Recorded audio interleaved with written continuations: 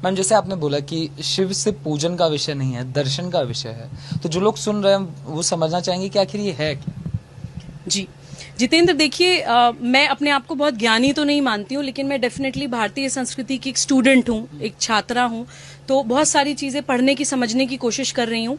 जब शिव के बारे में मैंने जानने की कोशिश करी तो पहली चीज तो मुझे ये पता चली कि शिव और शंकर अलग अलग हैं।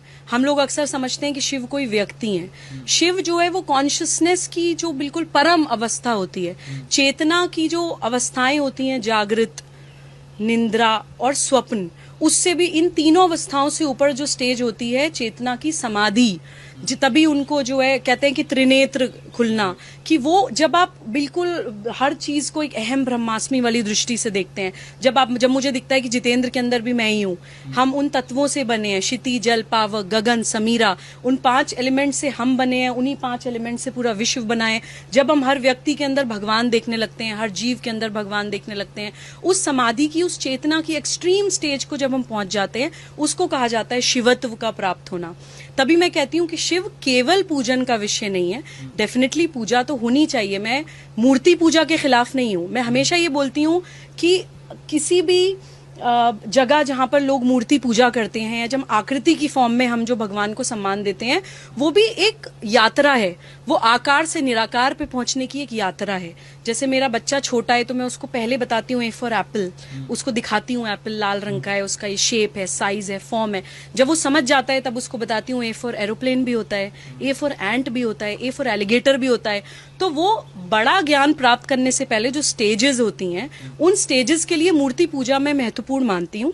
तो मुझे लगता है कि शिव केवल पूजन का विषय नहीं है, शिव दर्शन का विषय है।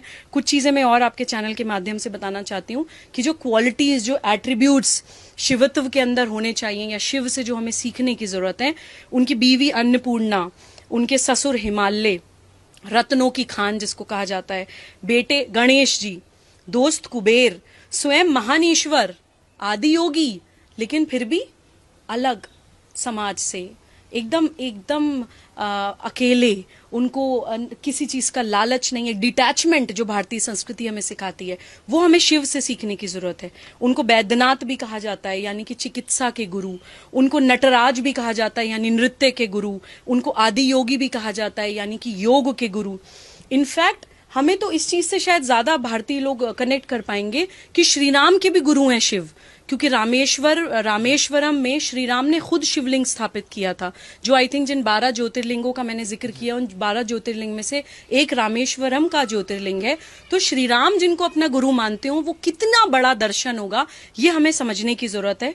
वो ओंकार भी है, जो एक ओंकार, जो एक कहते हैं कि यूनिवर्सल वाइब्रेशनल साउंड, क्रिएशन जिसको कहा जाता है, तो वो संहार भी है, वो क्रिएशन भी है, वो डिस्ट्रक्शन भी है। उनके जो गण कहा जाता है, जो आसपास के लोग हैं, वो भूत, प्रेत, पिशाच, यानी समाज से जो त्याज्य लोग हैं, जिनको कोई अपने आसपास भी नहीं रखना चाहता है, उनको वो अपने साथ लेके चल रहे हैं। तो ये भी भारतीय संस्कृति का एक दर्शन है कि हमारी संस्कृति में किसी को त्याज्य, या किसी को अवर्ण, या तुम छोटी जाति के हो, तुम पास मत बैठो, तुम्हें छुआ नहीं जाएगा, ये भारतीय संस्कृति का दर्शन नहीं है। तो ये भी हमें शिवत्व सिखाता है। शिव को अर्धनारीश्वर भी कहा जाता है कि उन्होंने पार्वती जी को अपने अंदर समाहित कर लिया था। तो वो जो मेल फीमेल एनर्जी से पूरा यूनिवर्स बना है, जिसको यिन यांग भी कहते हैं बहुत से कल्चर्स में, या बहुत अलग अलग शब्द उनको दिए गए हैं, वो अर्धनारेश्वर का भी प्रिंसिपल हमें शिव सिखाते हैं। नारी अपमान हमारे देश में नहीं हो सकता है। नारी अपमान पे हमारे देश में महाभारत, रामायण जैसे युद्ध हो जाते हैं।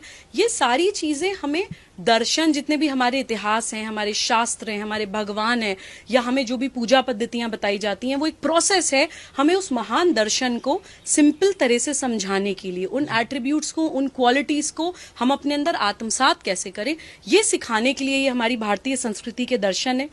शिव को भोलेनाथ भी कहा जाता है कि भोले हैं, कि बहुत लोगों की ये मान्यता है कि आप शिव से जो भी मांगते हैं वो आपको मिलता है, बिकॉज वो भोले हैं। आप देखिए ना कि धरती के नीचे दबा दिया इतने सालों तक, कुछ नहीं, क्योंकि भोले हैं। लेकिन अगर भोले हैं तो आप ये मत सोचिए कि वो सर्वनाश भी करते हैं। भोले हैं, एक हद तक भोले हैं, एक लिमिट तक, एक सीमा तक भोले हैं। नीलकंठ हैं, समुद्र मंथन से जो जहर निकला था वो उनके अपने गर्दन के अंदर है। नीलकंठ हैं, लेकिन तांडव भी करते हैं। तो उस दर्शन को प्लीज समझिए, महाभारत के लेसन को समझिए, इस्लामिक प्रिंसिपल्स को समझिए, और भारतीय दर्शन को समझते हुए संप्रदाय से ऊपर उठकर प्लीज अध्यात्म को समझते हुए समस्या का समाधान मिलकर ढूंढिए। ये राजनीति का विषय नहीं है जितेंद्र, मैं ये बार बार दोहराना चाहती हूं कि किसी व्यक्ति, किसी संगठन, किसी पार्टी की जिम्मेदारी नहीं है जो हम सोचते हैं कि कोई राजनीति ही हमें इन समस्याओं से बाहर निकाल लेगी। भारत में समाज सत्ता राज सत्ता से बड़ी चीज है। ये भारतीय समाज की ताकत है, ये भारतीय समाज की हिम्मत है, और ये भारतीय समाज की एकता है जो हमें इन समस्याओं से निकाल सकती है। तो कृपया इस चीज में हम लोग भारतवासी बन के समस्या को देखें और संवाद करके समाधान की ओर बढ़ें। इसी आशा और इसी विश्वास के साथ मैं अपनी इस बाइट को समाप्त करना चाहूंगी।